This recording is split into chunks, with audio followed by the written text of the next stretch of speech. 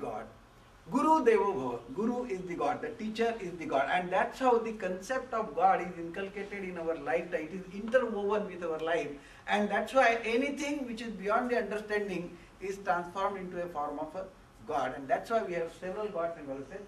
So believe in spiritual guru, which is essential to transcend the absolute, and as a personal discipline, good conduct. And there are several ways it has been prescribed to follow so that you can achieve your ultimate aim. And then we all very firmly believe that every creation is a sacred creation. And that's why when we look at the river, we don't call it river. We will call Ganga Maya, Mother Ganges. If it is a cow, we call Go Mata.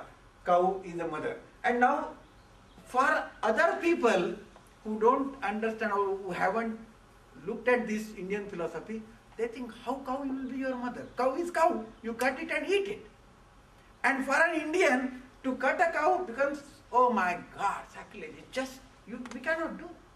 And that's how it covered. So everything which comes, so in India, if you look at it, most of the people immediately whenever it comes to a reference to a river, reference to a tree, reference to a plant, reference to a hill, everything we try to identify divinity in the creation of God.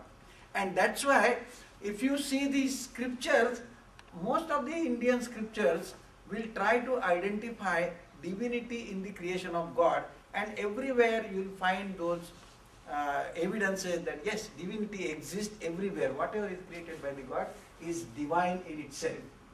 And this creation needs to be loved, revered, and that's why the best philosophy of non-violence, ahimsa, all those things were proclaimed by the Indians, and they have been practiced. And Mahatma Gandhi, even today, if you want to see a stamp which is published or printed by all the countries, probably Mahatma Gandhi is one of the stamp which is, Mahatma Gandhi stamp is in all the countries because of his ahimsa preaching.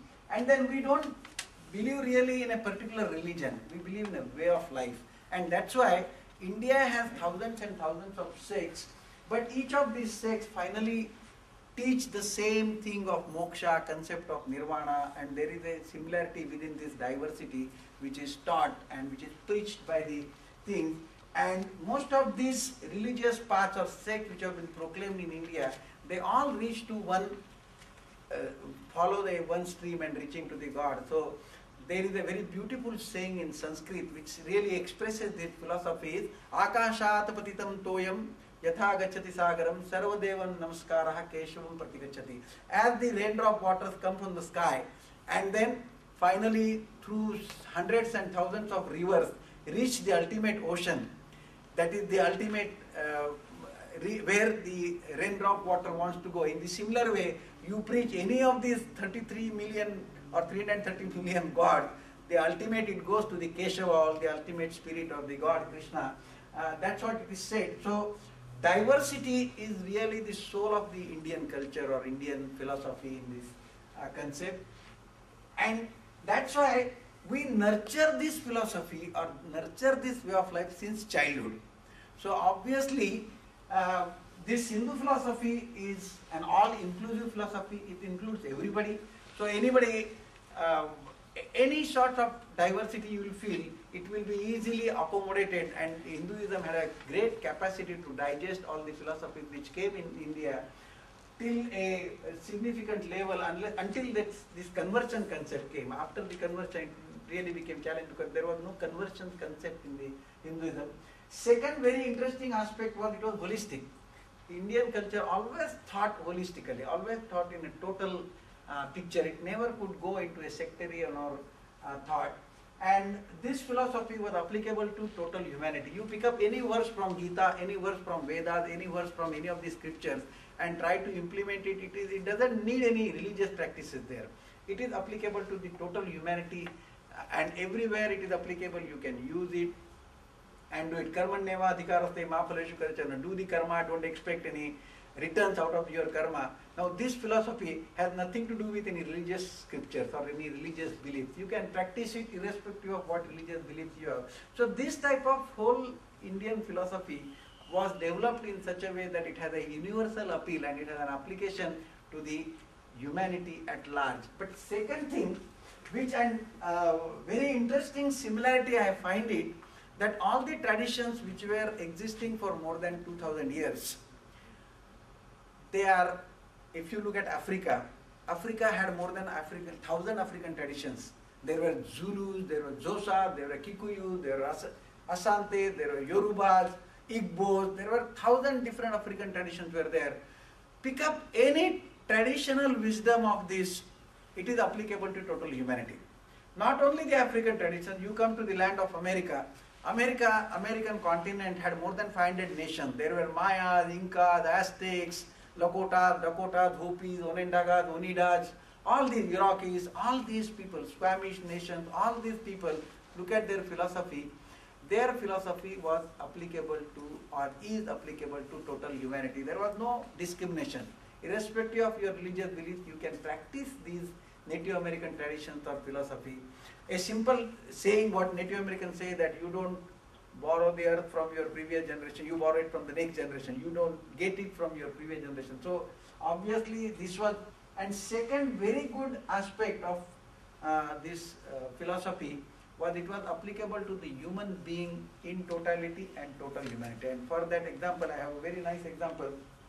And exactly similar thing you will see in the African traditions also. As in the introduction it has been mentioned that I am associated with an organization called International Center for Cultural Studies, and this organization is dedicated to the comparative study of the ancient traditions of the world. This, in Indian culture, we say that every person who is born, or everything creation of the God, has a soul in it, and that soul has to undergo different sacraments over the period of time. And there are 16 different sacraments which have been known as samskaras. And these samskaras don't stop after death. They go even after death. So when we do the Shraddha ceremony or death ceremony, we invoke the spirit. Like if I have to do it, my father is no more, so I invoke the spirit of my father.